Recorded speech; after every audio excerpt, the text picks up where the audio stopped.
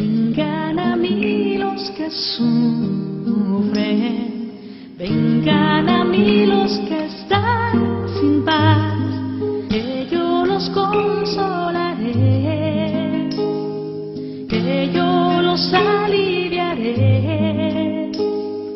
con mi amor. Hola mis queridos, nuevamente juntos.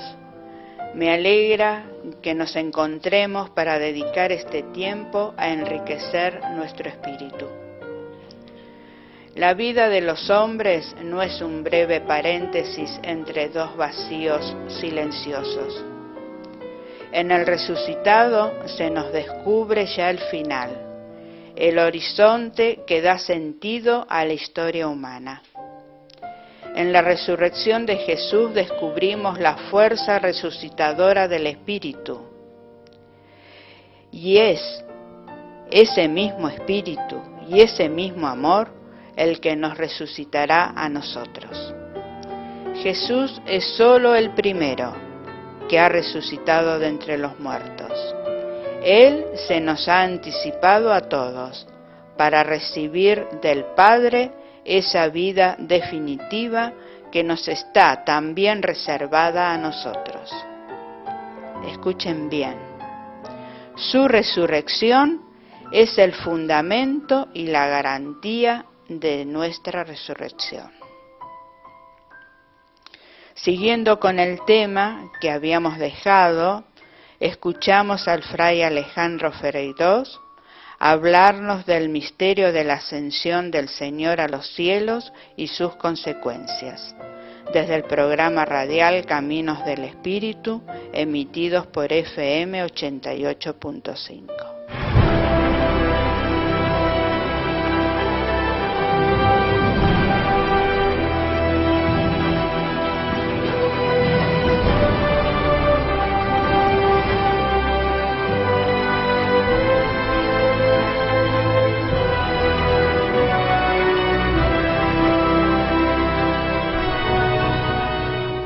Te habla Fray Alejandro, nuevamente contigo en este tiempo en el que queremos experimentar de un modo especial el mover del Espíritu en la Iglesia, el poder del Espíritu del resucitado, el que Él entregó a los discípulos antes de volver al Padre y que sigue haciendo presente a Jesús en medio de nosotros. Quiero presentarte hoy el misterio de la ascensión del Señor a los cielos.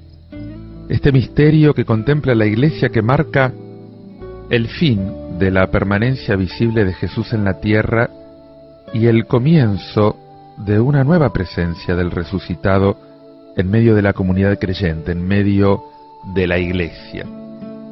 Esta exaltación de Jesús a la derecha del Padre que confesamos en el credo de los apóstoles.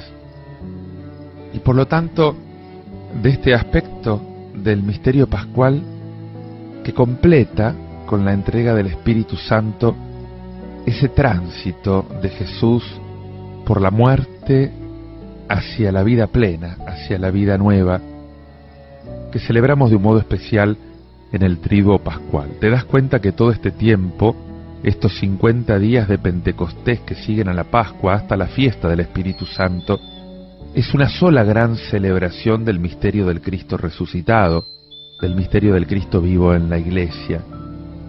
Esta diversidad de celebraciones sirve más bien para acentuar diferentes aspectos, diferentes caras de una misma piedra preciosa, que es el misterio del Señor resucitado y vivo entre nosotros. La ascensión de Jesús en la narración de San Lucas de los Hechos de los Apóstoles marca esa tensión en la que entra la comunidad de los discípulos ya desde aquel momento, una vez que terminaron las apariciones del resucitado. Una tensión entre, por un lado, la ausencia del Señor y al mismo tiempo su presencia. San Lucas va a unir íntimamente la ausencia del resucitado con el don del Espíritu Santo.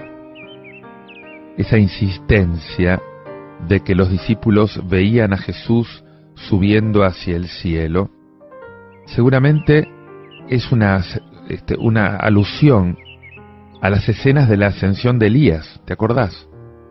Cuando Eliseo tuvo asegurado el espíritu de profecía del Maestro porque pudo verlo cuando era arrebatado al cielo.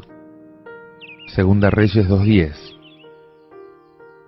De este mismo modo, la comunidad de los discípulos ahora queda configurada en la ascensión de Jesús como esa comunidad profética que hereda el espíritu de Jesús para poder continuar la misión de Jesús.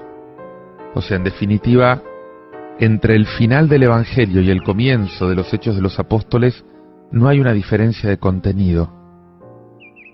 San Lucas explica, de este modo, lo mismo que explica San Juan con la aparición en el cenáculo.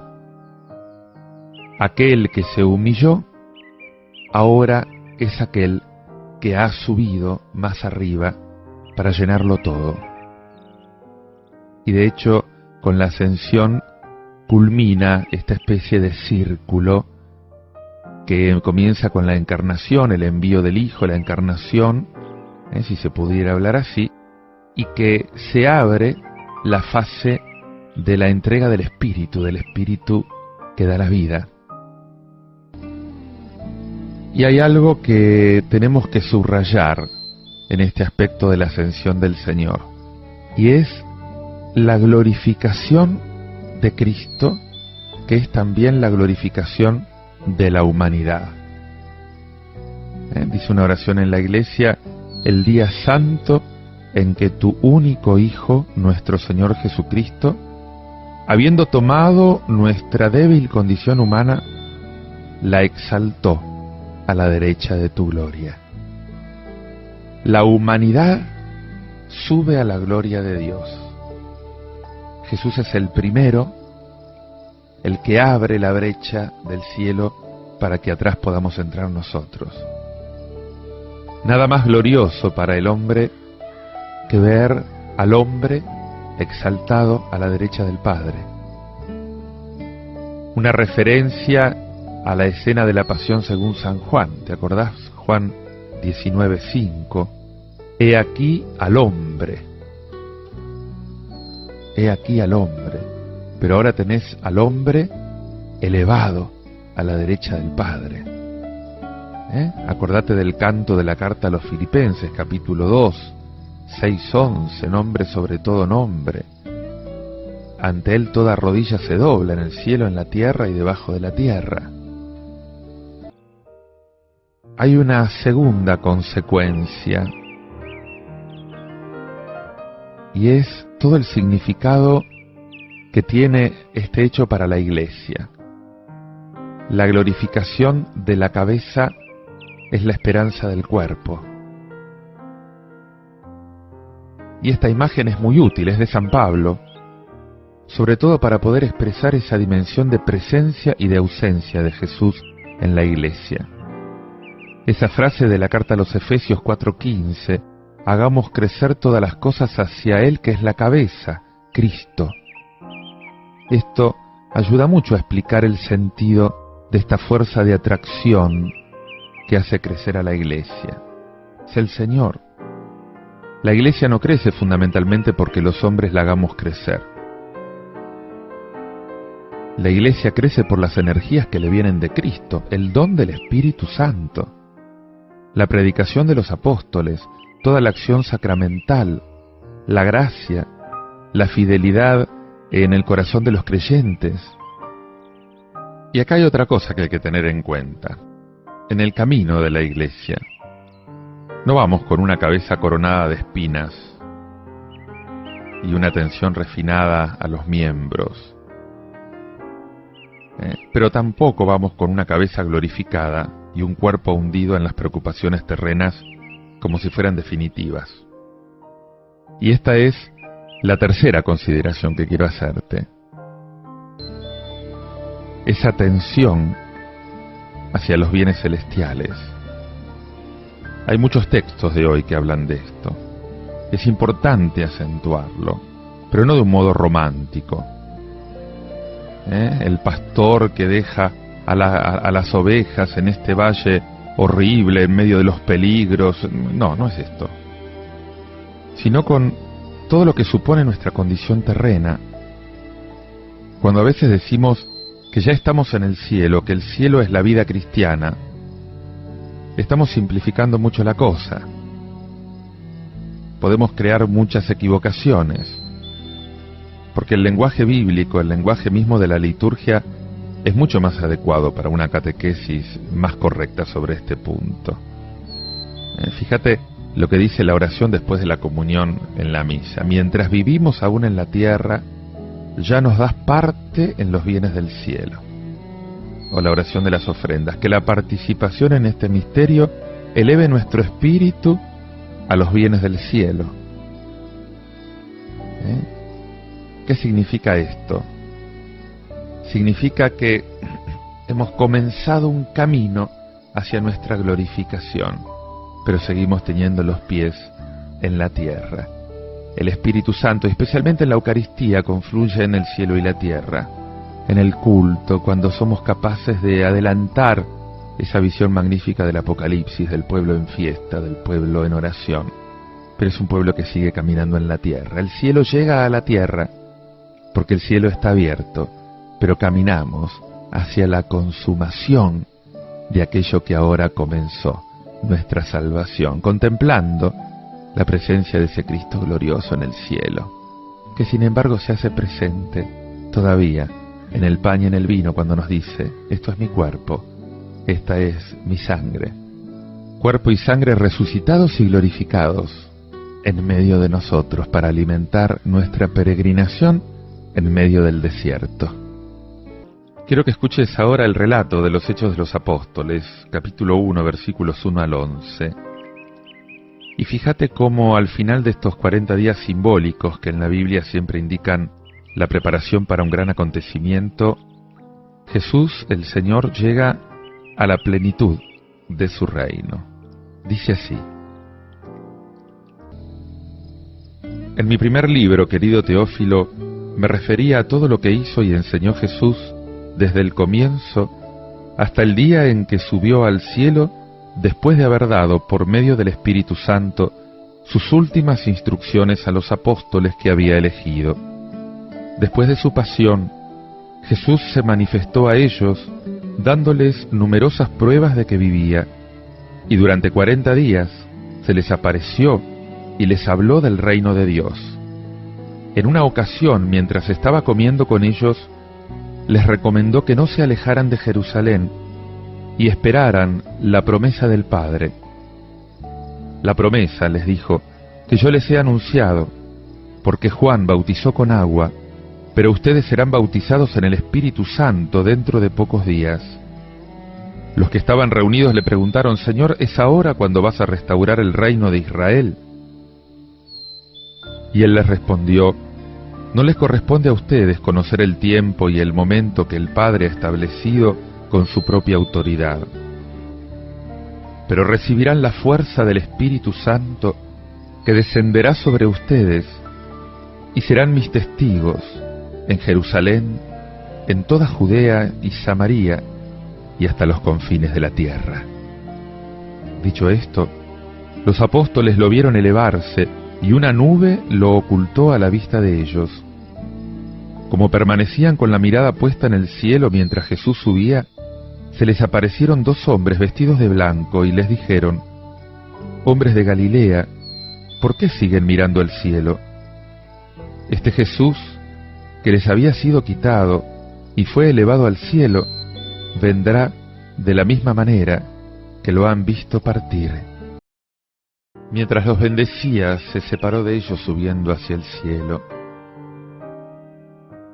La ascensión no es un acontecimiento dramático para Jesús y para sus discípulos.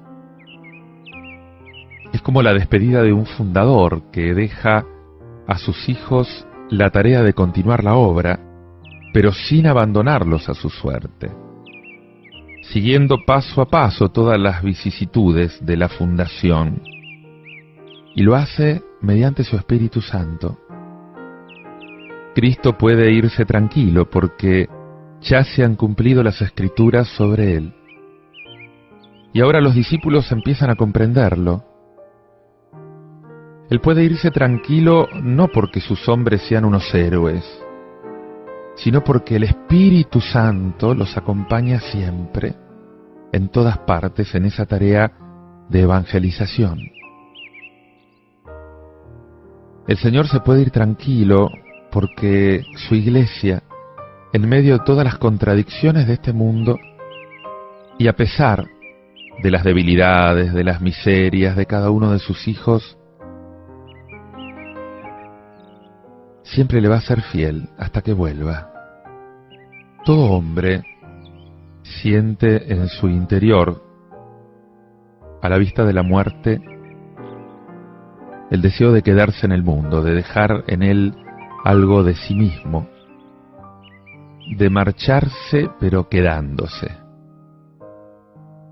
dejar unos hijos que prolonguen, que recuerden su memoria, dejar una casa construida, un árbol plantado, una obra de carácter científico, literario, artístico, dejar algo en lo que de algún modo perpetuarse. Jesús, en su condición de hombre y Dios, es el único que puede satisfacer plenamente estas ansias. Él se va como todo ser histórico, pero también se queda. Y no solamente en el recuerdo, no solamente en una obra, se queda realmente. Él vive glorioso en el cielo y permanece misterioso en la tierra. Vive por la gracia en el interior de cada cristiano. Sigue presente en la Eucaristía que prolonga su presencia real y redentora. Esto es mi cuerpo, esta es mi sangre, dice el Señor. Y el que coma vivirá eternamente. El que beba nunca más tendrá sed. Él vive y se quedó con nosotros en su palabra, que sigue resonando en los labios de los predicadores, en el interior de las conciencias. Él se quedó y se hace presente en los ministros, que lo representan ante los hombres, que lo prolongan con sus labios, con sus manos. Cristo es nuestro compañero, siempre está a nuestro lado. ¿Pensás con frecuencia en esta presencia del Señor a tu lado, como amigo, como redentor? Con la ascensión, los cristianos asumimos la misma tarea del Salvador: consagrar el mundo a Dios en el altar de la historia. Para cada cristiano, cada día es una liturgia de alabanza, es una bendición de Dios. No hay ninguna actividad de la vida diaria que no pueda convertirse en una ofrenda santa y agradable a Dios. Por el bautismo, estamos llamados a confesar ante los hombres la fe que recibimos de Dios por medio de la Iglesia. Como discípulo de Cristo, confieso mi fe en la familia, confieso mi fe en las reuniones de amigos, en el trabajo. Pongo mi fe por encima de todo y hago de esta fe la medida de mi decisión, la medida de mi comportamiento. ¿Es tu vida esta liturgia santa y agradable a Dios? ¿Es este tu deseo más íntimo, tu propósito más firme?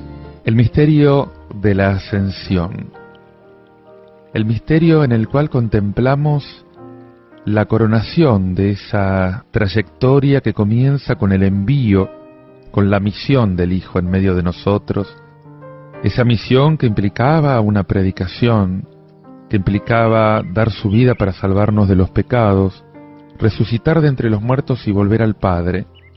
Misterio de la ascensión. El Señor vuelve al Padre y nos entrega su Espíritu. Estuvimos contemplando en este último tiempo casi el testamento espiritual de Jesús. Estuvimos escuchando los últimos discursos de Jesús en el Evangelio de Juan, los últimos momentos en la vida de Jesús, que son una oportunidad muy buena, propicia, para hacer un excelente resumen de su mensaje principal: amarnos unos a otros como Él nos ha amado. Pero hoy vamos a leer, se te va a proclamar lo que van a ser las últimas voluntades de Jesús. Esas últimas palabras en el Evangelio de Marcos, que deberían ser para nosotros como el testamento espiritual de Jesús. Es lo que Él, por encima de todo, quería que hiciéramos y que dejó muy claramente dicho en su última intervención. A lo largo de toda su vida, Jesús siempre mostró un equilibrio muy profundo entre sus palabras y sus acciones. Jesús nunca fue un predicador que embove por su retórica o por su argumentación, sino más bien lo que sorprende en Jesús es la sencillez de su discurso. Jesús tampoco fue un curandero, fue un milagrero de técnicas inexplicables. Más bien Jesús siempre supo acompañar sus palabras con las acciones debidas que apoyaban lo que estaba predicando. Y después de cada acción milagrosa, Jesús supo dar una interpretación estricta para que no lo sigan solamente por la vida fácil que puede significar tener cerca un sanador de urgencia o alguien que con facilidad puede alimentar multitudes hambrientas. Para Jesús la palabra no puede estar vacía, sino que va siempre unida al testimonio necesario. Hoy, en su última acción, en la ascensión de Jesús al cielo, se manifiesta nuevamente ese equilibrio de Jesús. Su gesto último, mostrarnos el camino ascendente hacia el Padre, donde Él se sentó a la derecha de Dios, dice Marcos. Y eso va acompañado de estas últimas palabras de su testamento. La última voluntad de Jesús es nuestra misión, que vayamos al mundo entero a proclamar el Evangelio. O sea, que digamos por todas partes lo que aprendimos de la Pascua, que Dios cree en el hombre, que Dios apuesta por la vida del hombre, tal como apostó por la vida de su Hijo Jesús, y que por eso ya lo tiene a su lado. Este camino, este itinerario, es el que estamos llamados a seguir. Hay algo muy importante en todo esto, y es que lo que celebramos en Cristo, tenemos también la esperanza de que se va a realizar en nosotros. Esto es lo que manifiesta la carta a los Efesios, que quiero ahora proclamarte en el capítulo 1, versículos 17 al 23. Y dice así: Hermanos, que el Dios de nuestro Señor Jesucristo, el Padre de la gloria, les conceda un espíritu de sabiduría y de revelación que les permita conocerlo verdaderamente, que Él ilumine sus corazones para que ustedes puedan valorar la esperanza a la que han sido llamados, los tesoros de gloria que encierra su herencia entre los santos y la extraordinaria grandeza del poder con que Él obra en nosotros, los creyentes, por la eficacia de su fuerza. Este es el mismo poder que Dios manifestó en Cristo cuando lo resucitó de entre los muertos y lo hizo sentar a su derecha en el cielo, elevándolo por encima de todo principado, potestad, poder y dominación, y de cualquier otra dignidad que pueda mencionarse tanto en este mundo como en el futuro. Él puso todas las cosas bajo sus pies y lo constituyó por encima de todo, cabeza de la Iglesia, que es su cuerpo, y la plenitud de aquel que llena completamente todas las cosas. Dice Pablo, lo sentó a su derecha en el cielo. Fíjate que el Nuevo Testamento usa distintos lenguajes para expresar ese cambio que se produjo en la historia humana después de Jesucristo. El misterio de la salvación, el rescate, la liberación, la reconciliación. Algunos escritos presuponen que la situación previa era de ignorancia y por lo tanto describen el estado actual como la llegada del verdadero conocimiento. Y en este sentido, una de las afirmaciones fundamentales es que la sabiduría auténtica, la que viene de Dios, que ahora es posible obtener, no es el resultado de la investigación o de la búsqueda humana, sino que es un don de Dios. Y por eso, el autor de la carta a los Efesios pide que Dios conceda a los creyentes la comprensión plena, espíritu de sabiduría, espíritu de revelación. Es importante destacar que este conocimiento verdadero tiene que ver con Cristo, tiene que ver con aquel en quien se manifestó y se realizó el plan salvador de Dios. Ese plan que Él tenía decidido desde siempre y que ahora fue revelado en lo que Pablo llama la plenitud de los tiempos. Una de las afirmaciones más importantes sobre Cristo es que Dios lo resucitó de entre los muertos y lo hizo sentar a su derecha en el cielo. Y en esta formulación resuena el texto de los Salmos, del Salmo 109, por ejemplo, que con frecuencia se aplica a Jesús en el Nuevo Testamento. Ese salmo que era interpretado en sentido mesiánico y que influyó seguramente en la idea de la ascensión de Jesús. El Señor asciende entre aclamaciones. El Señor al son de trompetas. Toquen para Dios, toquen para nuestro Rey. Canten. Lo que sucedió con Cristo es lo que esperamos que suceda con nosotros, irnos con Él.